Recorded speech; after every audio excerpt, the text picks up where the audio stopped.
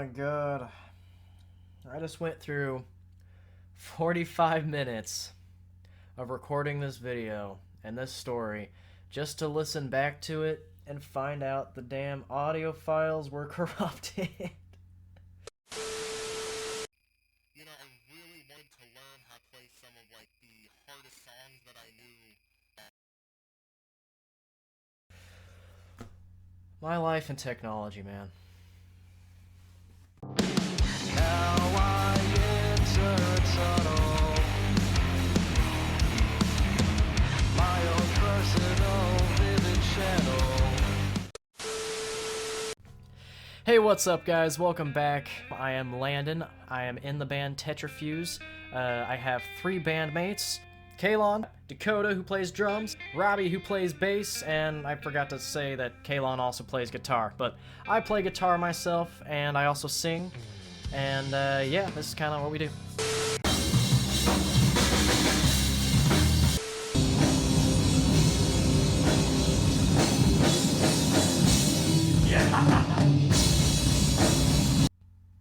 Exciting, isn't it?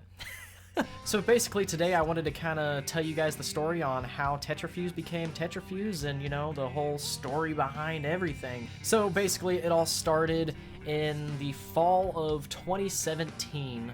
I started to kind of take playing guitar a little bit more seriously and kind of wanted to learn a little bit more, you know, advance my musical knowledge. I wanted to learn a little bit more music theory. I was a freshman in college back then, and by the time that winter came, yeah, I was pretty bored about just playing in my dorm room by myself, or, you know, when I came back to visit home, just playing an acoustic to myself, you know. It was getting pretty boring. So I was scrolling through Facebook one night, and I just so happened to find Kalon, who, you know, I was childhood friends with ever since I was like, I don't know, like 7.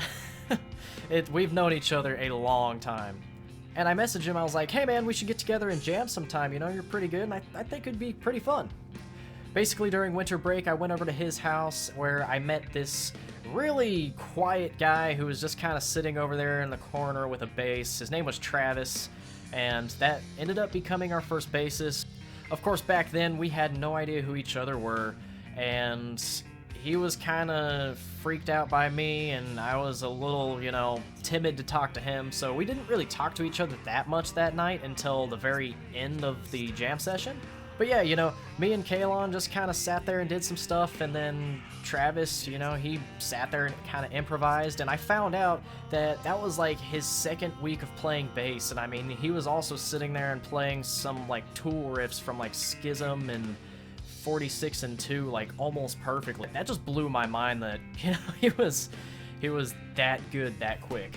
So yeah, you know, after just kind of some messing around, you know, showing each other some cool tricks that each other know, Kalon kind of started dozing off. He got a little tired, and me and Travis were like, dude, let's like try to write an original song. You know, I was like, dude, let's go heavy. Let's go like drop C, because I had just learned how to do drop C like 2 weeks before this. And he was just basically, you know, all right, cool. He kind of played around with it a little bit and ended up coming up with, you know, the very beginning of Tempest Fugit, you know, the start of the da da da da da da da da da da da da da. Here, I'll play it.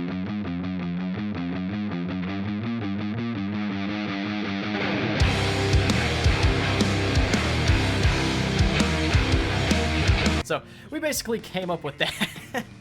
I know, really complicated stuff, right? But yeah, we were pretty proud of it, but we didn't know where to take it, like, at all. We didn't even get to a chorus. We had no idea if there was even going to be a chorus or what was gonna happen with the song. We were just like, yeah, cool, you know. And Kalon, you know, he kind of woke up from his slumber, and he looked, just like, you guys are still working on that part?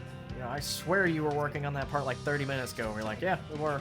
He was like, all right, you know what? Let's just go to bed. You know, Landon, go home. I know you gotta work in like 3 hours. Cause it was like 3:30 in the morning. I had to be at work at like 6. Basically, we just packed it up and, you know, called it a night.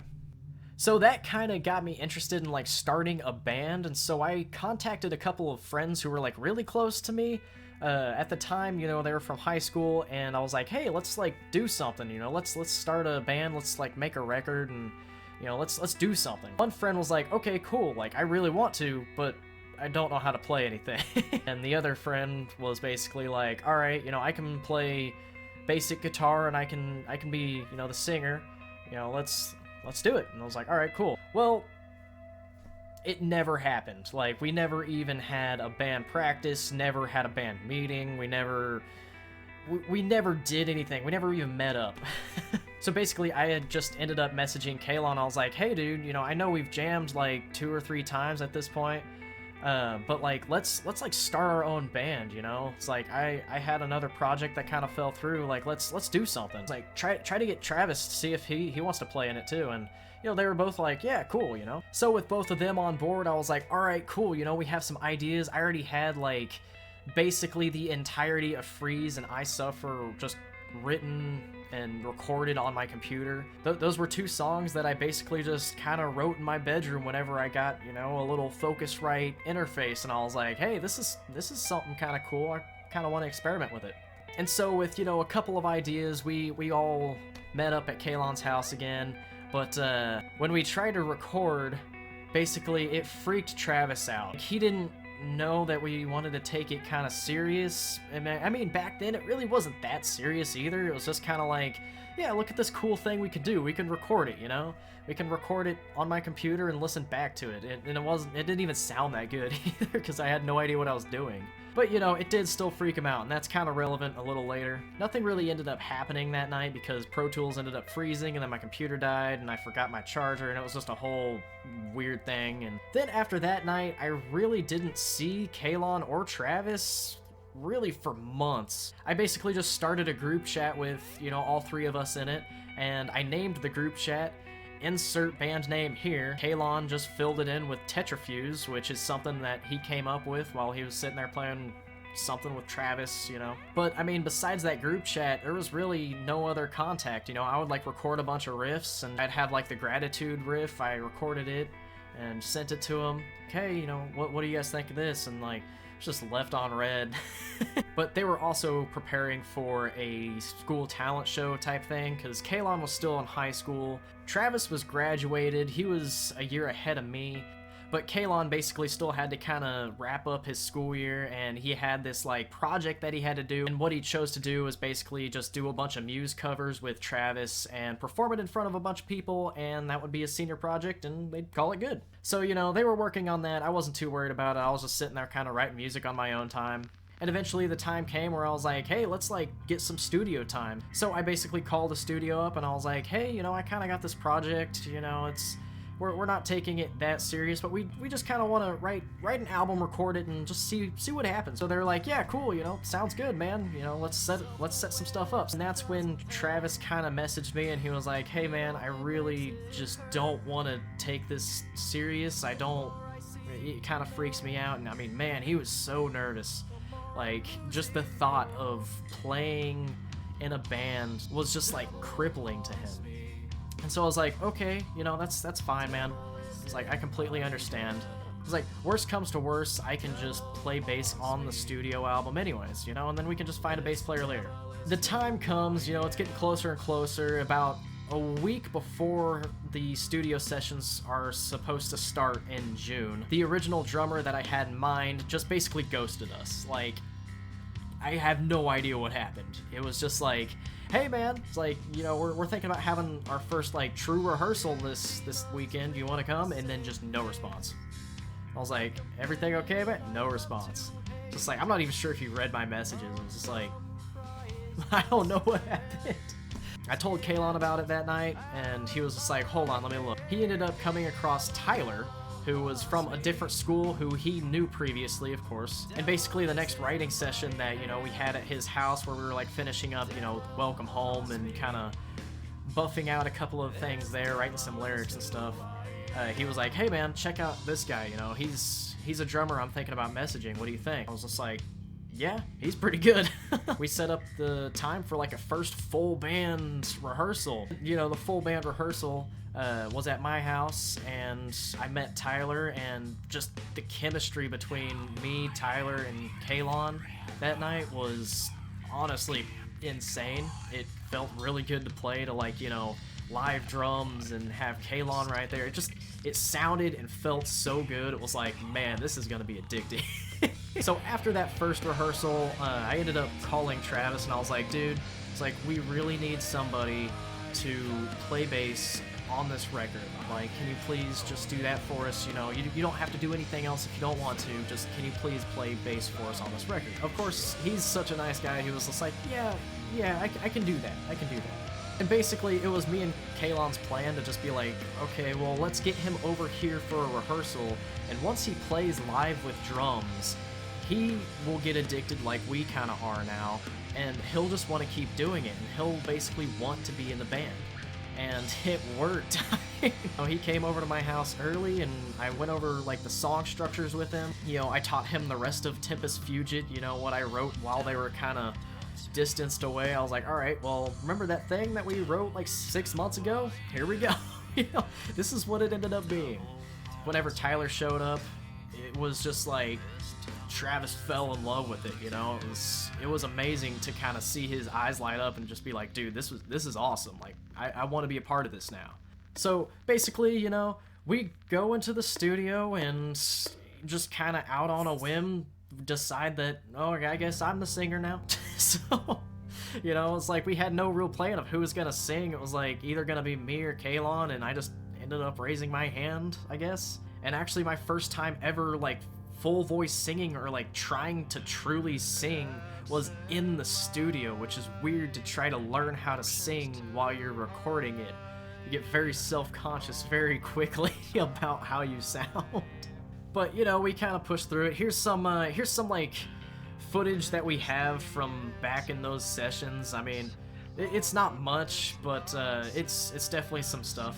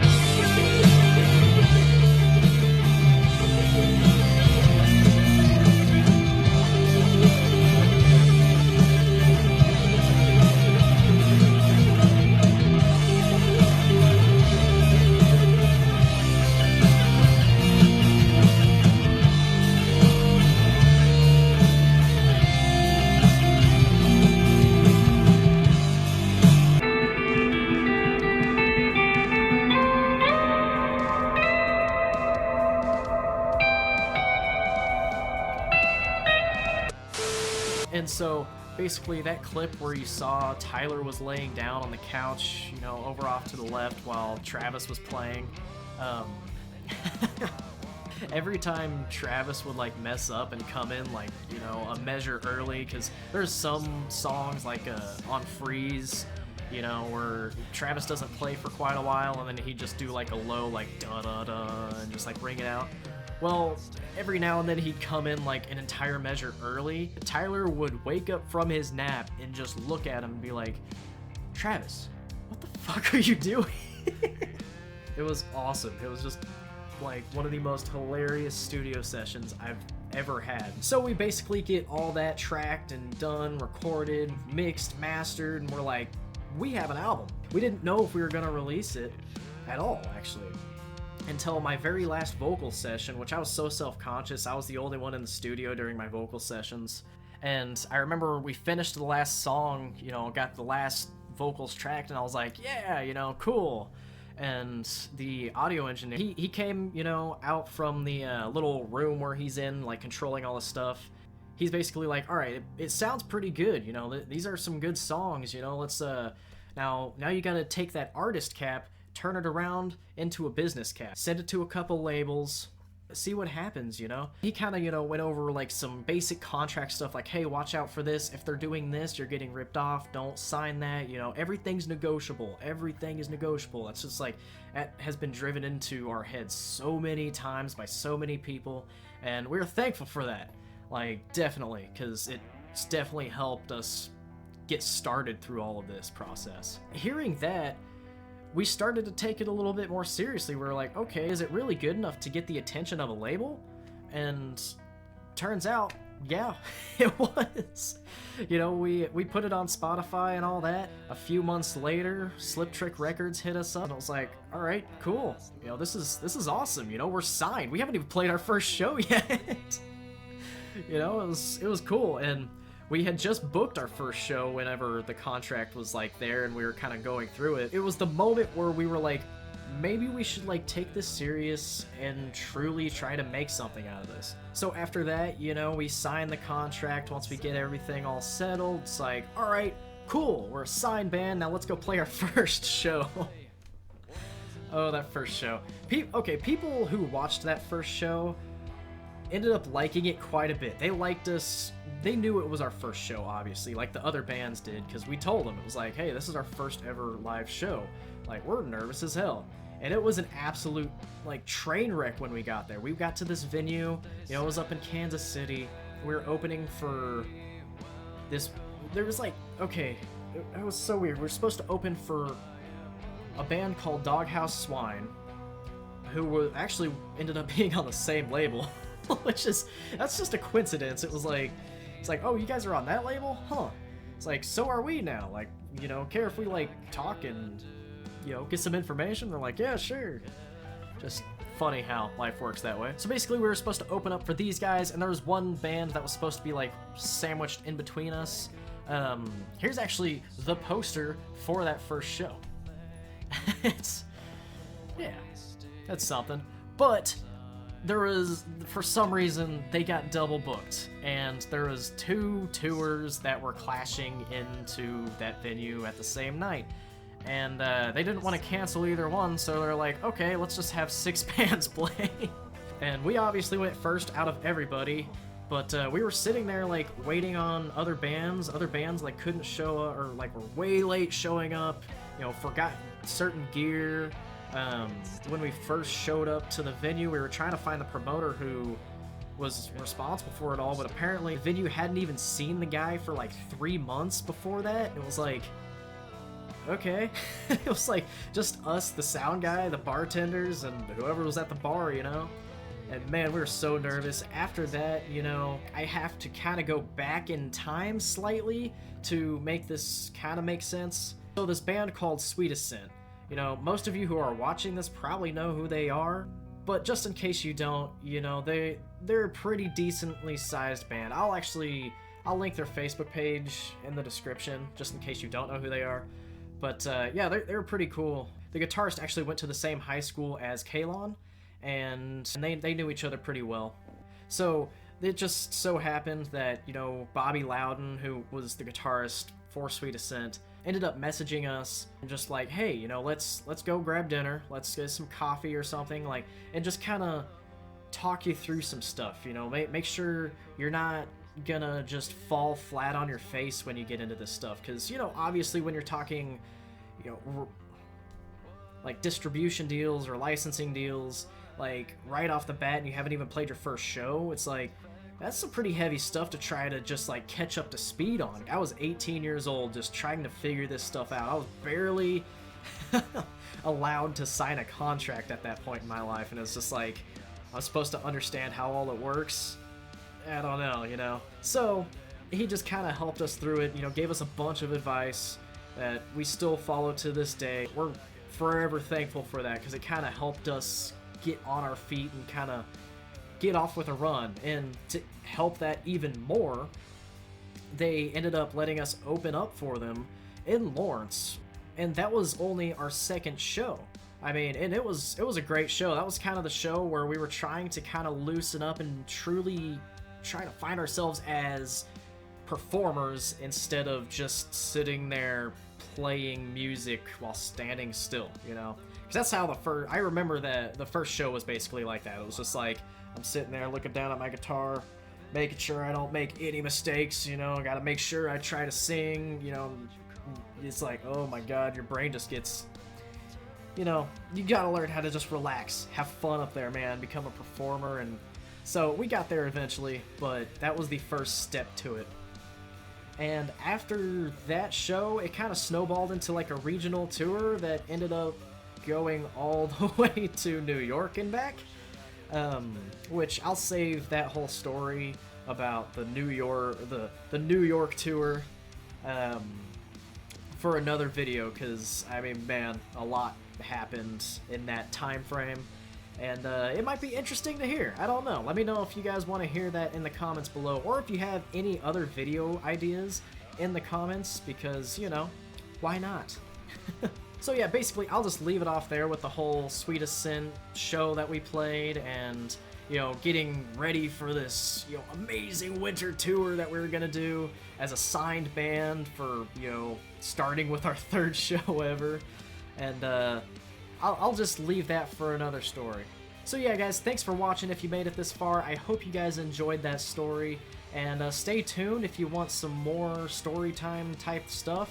We also might have some behind the scenes stuff pop up every now and then. You know, just depending on what footage we come across and what we end up filming kind of in the meantime while we're waiting for all of this, you know, COVID stuff to come to a close, which it may not for a while. So, who knows? Anyways, hope to see you guys again soon. Make sure to subscribe and ring the bell. That way so you get notified for next week's video. Peace.